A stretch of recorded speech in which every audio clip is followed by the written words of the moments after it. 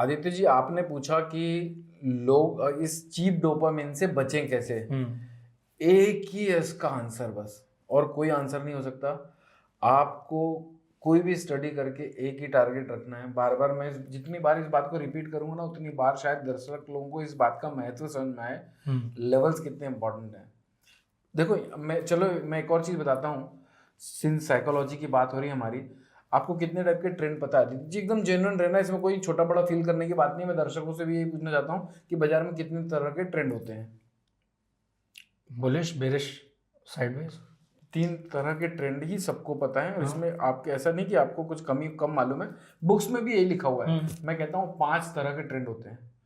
पहला बुलिश, दूसरा बेरिश, तीसरा साइडवेज, एक होता है अपर बुलिश साइड का साइडवेज बाजार, और एक होता है बेरिश साइड का साइडवेज बाजार। ये सब कैसे आइडेंटिफाई करोगे आप? कोई ना कोई तो पैरामीटर चाहिए ना। अभी हमको यहाँ से मान लीजिए अमृतसर जाना है, हम रोड पे जाते हैं, क्यों वहां पर लगे होते हैं कि भैया अभी 200 किलोमीटर बचा है, 240 किलोमीटर बचा है, ताकि हम वहां से जज कर पाए कि हम कितना ट्रेवल कर चुके हैं। क्यों ये बनाया, स्टैंडर्ड बनाया गया है? किसी भी रेलवे स्टेशन से ही आपको दूरी बताई जाती है। कहीं पर भी डेस्टिनेशन पे रहो, railway station to railway station या फिर post office to post office, destination ऐसी बताई जाती है। सही बात है। अगर ये सदियों से चला आ रहा है, तो यहां पर भी वही चीज काम करेगी जो सदियों से चली आ रही है। तो यहां पर भी आप लोगों को ये मालूम होना चाहिए कि बाजार शॉर्ट टर्म में कहां बुलिश होगा, मीडियम टर्म में कब बुलिश होगा, लॉन्ग टर्म में कब बुलिश होगा, अभी बाजार का ट्रेंड क्या है। और इसके लिए सिर्फ और सिर्फ लेवल्स काम कर सकते हैं। तो आपको जब भी आप ट्रेडर, देखो किसी की जर्नी 3 महीने की होगी, किसी की 6 महीने की होगी, किसी की साल की होगी। मैं थोड़ा बेवकूफ था, मुझे काफी साल लगे। तो अभी तो यंगस्टर जो है ना बहुत फास्ट फॉरवर्ड है, बहुत जल्दी अडॉप्ट कर लेते हैं चीजों को, क्योंकि उनके पास अवेलेबिलिटी भी बहुत है। बिल्कुल सही। हमारे पास नहीं था कुछ। तो पहले तो आप अपने आप को टारगेट दो कि मैं सिर्फ और सिर्फ लेवल बेस्ड काम करूंगा। मेरे को मालूम होना चाहिए शॉर्ट टर्म में बाजार कब बुलिश होगा। अगर आपको कहीं कमी लगती है तो आप इंटेलिसेंस की वेबसाइट में आके क्रॉस वेरीफाई कर सकते हैं। मैं नहीं कहता कि आप यहाँ पर आओ, कोई कॉल लो या फिर कोई कामकाज करो, सिर्फ एक मेंटोर साथ में रख लो। जरूरी नहीं मुझे रखो, बहुत सारे दुनिया में अच्छे एक्सपर्ट हैं, आप उनको फॉलो करो बस उनसे। और सोशल मीडिया से सिर्फ एक ही डिमांड करो, मेरे को बाजार में आंकड़े चाहिए आपके, जिससे मैं short term, medium term, long term trend identify कर सकूं। क्योंकि यही बाजार से निकलने का, यानी अभिमन्यु को निकलने का रास्ता आप लोगों को बताएगा। तो जब ये चीजों की क्लैरिटी और विजुअलाइजेशन होगा ना आपके सामने, तो अपने आप आपकी एंट्री जो फ्रीक्वेंट होती है वो कम हो जाएगी।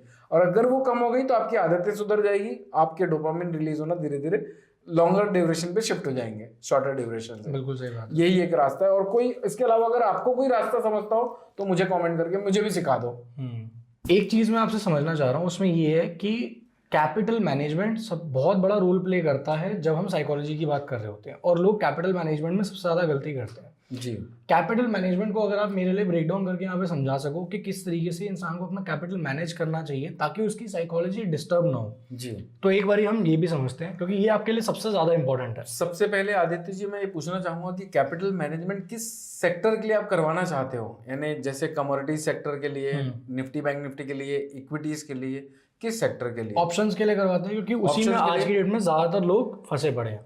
ओके, देखिए आदित्य जी, मैंने ना ये फाइनेंशियल ईयर में करीब करीब 200% का गेन किया है, और ये आप लोग कर पाओगे, लेकिन उसके लिए हो सकता है थोड़ा टाइम लगे। हर किसी को एक जर्नी होती है सबकी। तो ये कैसे किया है? ये इतना आसान नहीं था, है ना? तो आपने मुझसे पूछा कि ये हम किस तरह से कैपिटल को इन्वॉल्व करें, या कैपिटल मैनेज कैसे करें। तो देखिए, मैंने जो किया भैया वही मैं बताऊंगा ना तो ज्यादा अच्छा रहेगा। अननेसेसरी मैं आपको ऐसी कोई चीज बताऊंगा जो सिर्फ दिखने के लिए अच्छी है, होती नहीं है, तो वो फायदा नहीं है। बिल्कुल सही बात है। ठीक है, तो मैं क्या समझता हूँ आदित्य जी, जैसे अब निफ्टी का मार्जिन पकड़ लेते हैं, करीब करीब 1,25,000 रुपए का मार्जिन है, या फिर इसको राउंड फिगर अपन कर देते हैं 1 लाख रुपए का। ठीक है, 1 लाख रुपए इसका निफ्टी का मार्जिन है। 1 लाख मैं क्या किया, मेरा पहला विजन क्लियर था कि अगर मुझे 1 लाख रुपए, सबसे पहले मेरा टारगेट था आदित्य जी कि ऐसे स्टॉक में इन्वेस्ट करना जो 1 लाख रुपए के अगेंस्ट में मेरे को 80,000 रुपए का कोलेटरल देते हो। तो सबसे पहला मेरा फिल्टर क्या लग गया कि मेरे को ऐसे स्टॉक्स में इन्वेस्ट करना है जो मेरे को कोलेटरल मार्जिन देते हैं 80% का। और वो किस में मिलता है? वो मोस्टली ब्लू चिप में ही मिलता है। तो मुझे 5000 कंपनी में नहीं जाना है, मुझे 5000 कंपनीज में नहीं जाना है, मुझे सिर्फ 50 कंपनी में जाना है। अब 50 कंपनी में से भी ऐसे कई स्टॉक्स हैं जो मुझे कुछ सेक्टर पसंद नहीं है। जैसे आप एनटीपीसी, गवर्नमेंट से जो रिलेटेड सेक्टर है, जैसे एनटीपीसी हो गया, किसी कोई रिकमेंडेशन नहीं है, मैं सिर्फ आपको एक सेक्टर वाइज बता रहा हूँ जो मुझे पसंद नहीं है। तो गवर्नमेंट से रिलेटेड सेक्टर मुझे कम पसंद आते हैं, तो मेरे पास प्राइवेट सेक्टर बच गया और मेरे पास ऐसे करके 10-20 स्टॉक बच गए। उसमें से भी 2-5 स्टॉक जिनमें 80% के आसपास कोलेटरल मिल जाता है। पहला टारगेट 1 लाख रुपए के आसपास इन्वेस्टिंग करना, 1.25 लाख रुपए के आसपास इन्वेस्टिंग करना, उससे 80% के आसपास का आपको कोलेटरल बेनिफिट होना चाहिए। ये स्टॉक मैंने निकाला और फिर उसके बाद जो मेरे पास 1 लाख 1.25 लाख रुपए बचा, उससे मैंने ऑप्शन ट्रेडिंग करी और उसी से मैंने कैपिटल बिल्टअप किया।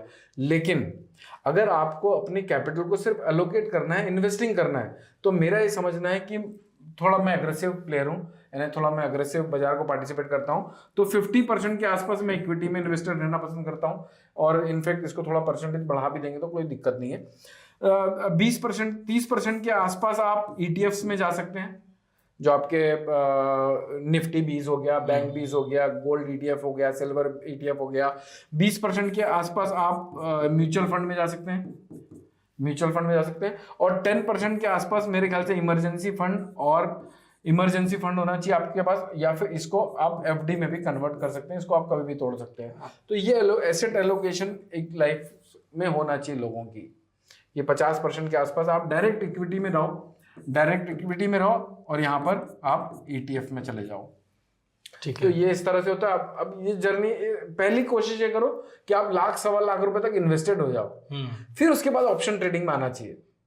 तो मतलब अगर आपके पास 1.5 लाख रुपए नहीं है तो आप अभी ऑप्शन ट्रेडिंग के अंदर मत आओ, आप 1.5 लाख रुपए पहले इन्वेस्ट करके रखो, उसके अगेंस्ट आप मार्जिन लो और फिर आप उस मार्जिन का यूज करके ट्रेड करो जी। ये समझा रहे हैं हम अभी लोगों को जी। तो अब इसमें जब मार्जिन आपने ले लिया और उसके बाद आप ट्रेड कर रहे हो, ट्रेड करते वक्त साइकोलॉजी और कैपिटल मैनेजमेंट किस तरीके से होना चाहिए? देखिए जो और क्या एक्सपेक्टेशंस होनी चाहिए बाजार से, क्योंकि ये बहुत जरूरी है, एक्सपेक्टेशंस ही लोगों को मारती है। यस, देखिए कैसा है ना आदित्य जी, लोगों को जैसा हमने बात किया कि बहुत फ्रिक्वेंट डोपामिन चाहिए। भैया मैं बता रहा हूँ, आपकी जर्नी कहीं एंड नहीं होगी, कोई सक्सेसफुल ट्रेडर नहीं बनोगे, कोई बड़ा इतिहास नहीं लिखोगे, बाजार को जाके 2-4 साल बाद बोलोगे कि अरे बाजार खराब है। 110% लिख के रख लो, लेकिन उस जगह जाओ ही मत। और हो सकता है ये वीडियो में लोग बोलेंगे यार अपने काम का ही नहीं है, क्योंकि उसको वो सुनने नहीं मिल रहा ना जो लोग सुनना चाहते हैं। बिल्कुल सही बात है। तो देखिए कैसा है ना आदित्य जी, जैसे एक अब आपके पास ये क्लियरिटी है कि आपके पास 1 लाख रुपए का मार्जिन है जो कोलेटरल मार्जिन मिले आपको। अब इसमें अगर आप भी मुझे बताइएगा कि इसमें कितना टक्का महीने का मिलता है तो आपके लिए रिजनेबल है। मैं अगर अपनी बताऊं तो मैं 3 से 5% से ऊपर की एक्सपेक्टेशंस नहीं रखता हूं। 3 से 5%। मैक्सिमम। और आप लोग, बहुत सारे लोग कमेंट करेंगे सर 100%, 200%। ऐसा होता तो फिर तो अंबानी साहब कोयला थोड़ी निकालते होते, अदानी साहब कोयला थोड़ी निकालते होते, एयरपोर्ट थोड़ी खरीदते होते, इतने सारे पोर्ट्स थोड़ी खरीदते होते कि 10 का 100 हो जाए। रीजनेबल एकदम आपने कहा 3% भी बहुत होता है। 5%। मैं आपको एक फनी फैक्ट बताता हूँ आदित्य जी, अगर 26% से आप एनुअल अपने कंपाउंडिंग ग्रोथ के साथ 26% पर एनम आप अपना ROI रखते हैं, तो आप मुझे बताइएगा, आप भी बताइएगा अगले 30 साल में वो कितने टाइम कंपाउंड हो जाता है। आप बता सकते हो? एग्जैक्ट तो नहीं पता, बट काफी ज्यादा, बहुत ही ज्यादा। इमेजिन भी नहीं कर सकते, 1000 गुना इतने टाइम से पैसा बढ़ जाता है सिर्फ 26% से। तो हम यहाँ पर अगर जो लोगों ने कमेंट किया था ना बात करते करते कि मुझे 50% चाहिए, मुझे 20% चाहिए, वो ये सुन लो, 100 टाइम से पैसा बढ़ जाता है। अगर आप 3% से भी कंपाउंड कर रहे हो तो 36% होता है, आप इसको भी बीट कर रहे हो। आप 36% से अगर 3% जो आपने कहा, 3 से 5% कहा ना आपने, तो अगर आप इसका बेयर मिनिमम भी लोगे तो भी इसको बीट कर जाओगे, यानी 1000 टाइम से ज्यादा वैल्यू बना लोगे। तो 1 लाख रुपए, अब चलो मेरा भी एक्सपेक्टेशन ये है, हालांकि मैंने 200% बनाया वो अलग बात है, लेकिन मैं भी नहीं बनाना चाहता था, ऑनेस्टली बोल रहा हूँ। लेकिन ठीक है, अभी बन गया तो कुछ नहीं कर सकते ना, क्योंकि मैंने कुछ चीजें ऐसी राइड की थी और इवेंट बेस्ड थी थोड़ी, तो हो गया। तो 3% भी बनता तो मैं खुश रहता, ऑनेस्टली बोल रहा हूं। अगर 1 लाख रुपए का मार्जिन आपके पास है और आपने अभी अपन एक राउंड फिगर पकड़ते हैं, 23,000 की निफ्टी चल रही है, वीकली एक्सपायरी है, 23,000 की निफ्टी चल रही है। अपन देखो बार बार लेवल्स को इसलिए बोल रहे हैं बार बार कि लेवल्स का महत्व समझ में आए। अपन ने पिछली वीडियो में देखा था हिस्टोरिकल लेवल्स, उसमें देखा था 21,800 का, 21,800 का हिस्टोरिकल सपोर्ट है। अगर इसके नीचे जाता है तो बाजार में एक मंदी ट्रिगर हो सकती है। लेकिन चूंकि मैं रोज लेवल्स निकालता हूं, रोज अपने लाइव वीडियोस में भी देता हूं, वहां से मुझे आया हुआ है कि 22,970 का अगर आंकड़ा कट जाता है तो बाजार में एक मंदी ट्रिगर हो जाएगी। तो मैं 23,000 का कॉल ऑप्शन, आज बाजार 23,500 चल रहा है, 23,000 की जगह अपन 23,500 ले लेते हैं एग्जैक्ट रेट, जो निफ्टी का लाइव प्राइस है आज का 23। अब ये मुझे पता है ब्रेकआउट कितने का है, 22,900 का। अब 22,900 का पी अगर मैं बेच देता हूं, तो उसका प्रीमियम मोटा माटी मान लो 100 पॉइंट भी हो, 100 पॉइंट भी हो, और आपने अगर इस पूरे महीने इसने ये आंकड़ा नहीं तोड़ा तो इसका क्या होगा, जीरो हो जाएगा। जीरो हो जाएगा। अगर ये जीरो हो गया तो मुझे कितना रुपए आएगा, 7500 रुपए, क्योंकि हमारे निफ्टी का लॉट साइज है 75 का। मैं इसकी कैलकुलेशन में बता रहा हूं, इंटू 100 इज इक्वल टू कितना आया, 7,500। कितने महीने में आया ये एक लॉट पे हम एक लॉट में कितनी कैपिटल पे आया, 1 लाख रुपए। कितना परसेंट हुआ वो, 7.5%। 7.5%।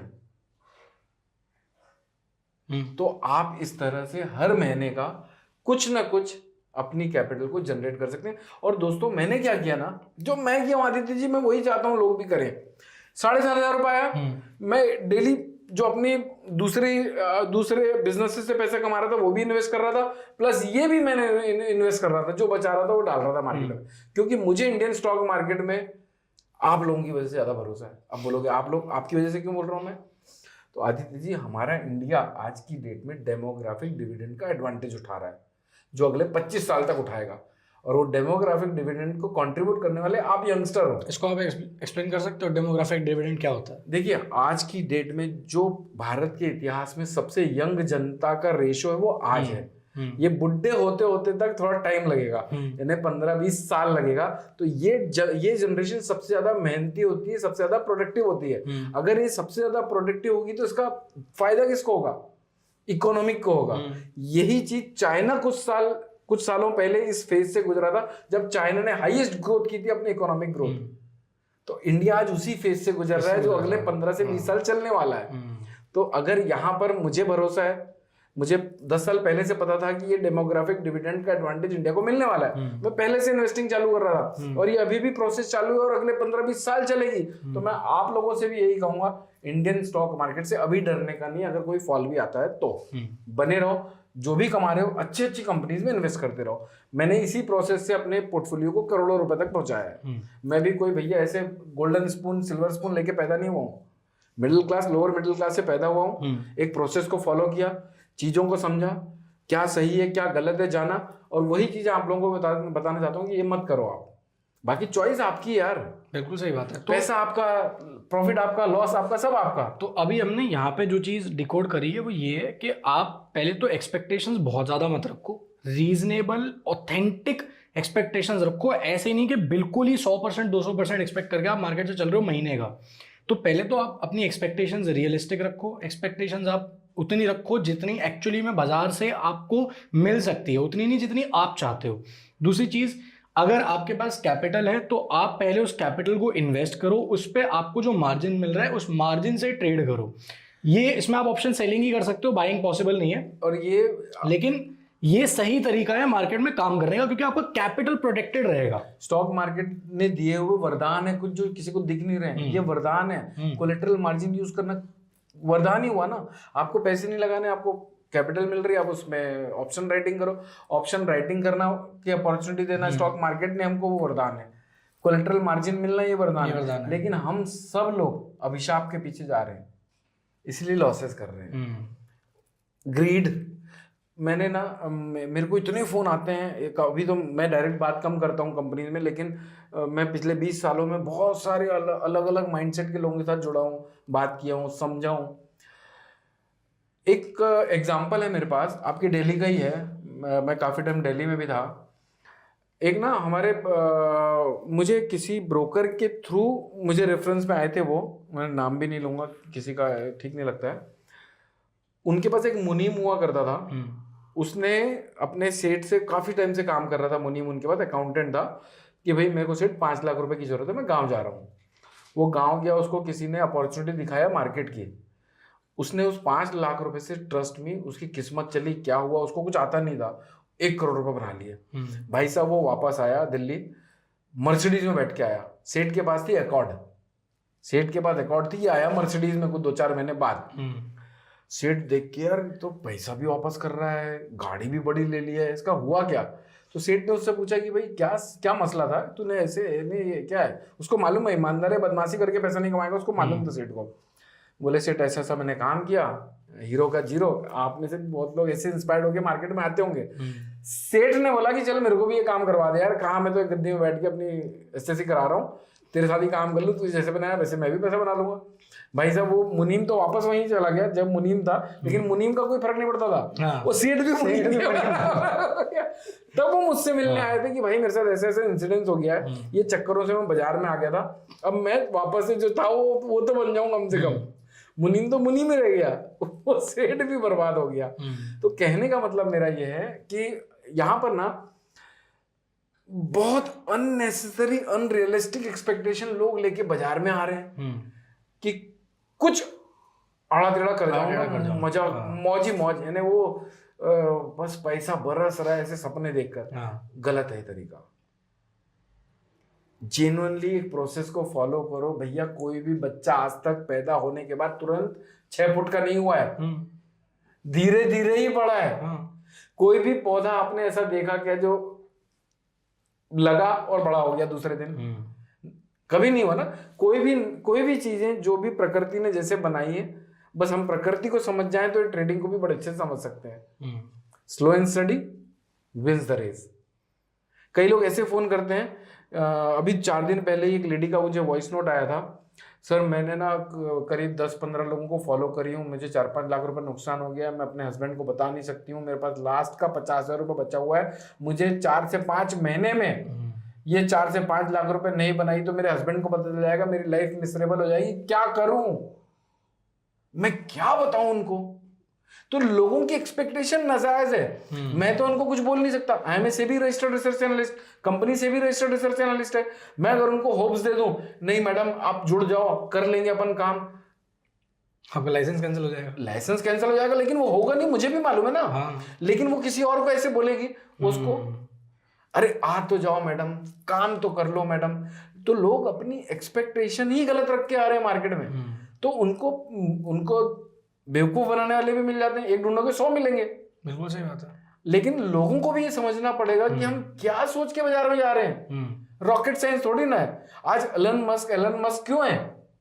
क्योंकि भाई साहब स्लीपलेस नाइट बिताते हैं आज भी। वो रात में 8 डाइट को पी के बंदा रात भर जागता रहता है आज भी। क्या पागल है क्या वो? नींद खरीद नहीं लेता कहीं से है, क्योंकि नहीं खरीद नहीं सकते ना। तो एक प्रोसेस है, उसको तो उनको फॉलो करना ही पड़ेगा। तो आप लोगों को कोई भी चीज सीखनी पड़ेगी, समझनी पड़ेगी, नेचुरली जो भी चीजें हैं उसको फॉलो करना पड़ेगा। बहुत अनेक ऐसे एग्जाम्पल आते हैं, मैं क्या ही बताऊं आपको। यानी लोगों ने अपनी फीस के पैसे डाल दिए कि 1 साल बाद लगने वाले हैं, पापा ने FD करा के रखी थी, मैंने अपने बच्चों के मैरिज के लिए पैसे निकाल के रखे थे। आदित्य जी जेन्युइनली बोल रहा हूँ, मेरे जितना पेन इस मार्केट में बहुत ही कम लोगों ने देखा होगा। मेरा एक ही इंटेंशन है, और जितना मैं आपको समझ पाया हूँ, आप भी ये चाहते हो कि लोग दुख में न जाएं, लोग अनरियलिस्टिक ना हो। अनरियलिस्टिक एक्सपेक्टेशंस रखोगे तो दुख होगा ही होगा। आप अननेसेसरी पनौतियों को अपने इनवाइट कर रहे हो कि भैया आ जा, मैं खुला हूं तेरे लिए। नहीं होगा ऐसा। बिल्कुल सही बात है। तो अनरियलिस्टिक एक्सपेक्टेशन। बाकी एक बार हम क्लोजिंग करते हुए लोगों को बता देते हैं कि आप इस चीज़ का कैसे यूज़ कर सकते हो। सर अभी आपको बता देंगे, जिससे आपको बहुत ज़्यादा हेल्प हो जाएगी। और रियलिस्टिक एक्सपेक्टेशंस रखना तो आपके लिए सबसे ज़्यादा नेसेसरी है। सर आप बता दो। तो देखो दोस्तों, आप लोगों ना एक रियलिस्टिक टारगेट लेके चलो। मैं एक टर्म देता हूँ अपने वीडियोस में, इंटेलिसिस करके हमारा यूट्यूब चैनल है आदित्य जी। जब नंबरों की बात होती है ना तो मैं नंबर बताता हूँ क्या होते हैं नंबर। आज तक मैंने 1971 डेज वीडियो शूट किए हैं। कितना कैलकुलेटिव में वो समझिएगा, क्योंकि मैं विजन रख रहा हूँ सिर्फ आंकड़े लेवल्स। मैंने आज तक 3973 वीडियोस कर चुके हैं लाइव। इतना किसी को पता होता है? आपको पता है आपने कितने वीडियोस किए? नहीं पता है। ऐसे ही मार्केट में हमको ही नहीं पता होता कब कहां से कैसे आंकड़े लगे हुए। अगर अपने को जिस मार्केट को अपन पार्टिसिपेट कर रहे हैं अपने को वही नहीं पता, आप कैसे सक्सेसफुल होगे? और उसी चीज के लिए आप यहाँ पे जाके देखो, आप लेवल्स वाली वीडियो जरूर से देखना, उनको मार्क करो खुद से, फिर आप यहाँ पे जाके क्रॉस वेरीफाई करो और देखो कि आपने सही किया है या गलत किया है। आदित्य जी, आज तक मैंने 7,983 कॉल्स दिए हैं। 7 जनवरी 2020 से आज तक इतना रिकॉर्ड रखते हैं हम। तो अगर आप लोग भी आप लोगों का भी टारगेट यही होना चाहिए कि मुझे आंकड़ों तक पहुंचना है, जिसके बेस पे मैं short term, medium term, long term, bullish side का साइडवेज और बेरिश साइड का साइडवेज बाजार आइडेंटिफाई कर पाऊं। आप लेवल्स को निकालिए, ड्राइव करिए और कोशिश करिए intellisys.app की वेबसाइट में जाके सिर्फ क्रॉस वेरीफाई कर लो कि जो मैं कर रहा हूं वो सही है कि नहीं। सचिन तेंदुलकर साहब, विराट कोहली साहब क्रिकेट के भगवान हैं, कोच फिर भी रखते हैं। बिल्कुल। क्यों रखते हैं? क्योंकि उन्हें भी पता है कि मैं भी गलत जा सकता हूँ। गलत जा सकता हूँ, मैं भी गलत जा सकता हूँ, कोई भी गलत जा सकता है, हर कोई गलत जा सकता है। आप एक मेंटर बना लीजिए जो आप लोगों को लेवल्स देता हो, और सोशल मीडिया में सबके साथ यही डिमांड करिए कि भैया मेरे को ये दे दे, बाकी तो मैं समझ लूंगा। बाकी अगर आपको इस वीडियो से वैल्यू मिली हो तो प्लीज़ आप वीडियो को लाइक और चैनल को सब्सक्राइब जरूर से कर देना, ताकि ऐसी वीडियोस आपसे मिस ना हो। और प्लीज़ आप इस एप्लीकेशन का ज़रूर से इस्तेमाल करो। आप यहाँ पे ज़रूर से जाओ और यहाँ पे जाके आप सीखो के लेवल्स कैसे मार्क होते हैं, खुद मार्क करो और यहाँ पे जाके वेरीफाई करो, ताकि आप लॉन्ग टर्म में अपनी साइकोलॉजी को भी बिल्ड कर पाओ, डेटा रीड करना भी सीख पाओ, और सबसे इंपॉर्टेंट है मार्केट में क्या करना है क्या नहीं करना है इस चीज़ को भी समझ पाओ और खुद से उस चीज़ को बना पाओ, ना कि आप किसी और से वो चीज़ बोरो कर रहे हो या किसी के कहने पर फॉलो कर रहे हो। एक और चीज ऐड करना चाहूंगा कि कोई भी स्ट्रेटेजी काम नहीं करती है। आप एक स्ट्रेटेजी को सोचोगे कि मैं ये स्ट्रेटेजी सीख लिया हूँ, अब मैं करोड़पति, अब्जोपति बन जाऊंगा, भूल जाना। तो आदित्य जी ने जो कहा मैं उससे 100% सहमत करता हूँ।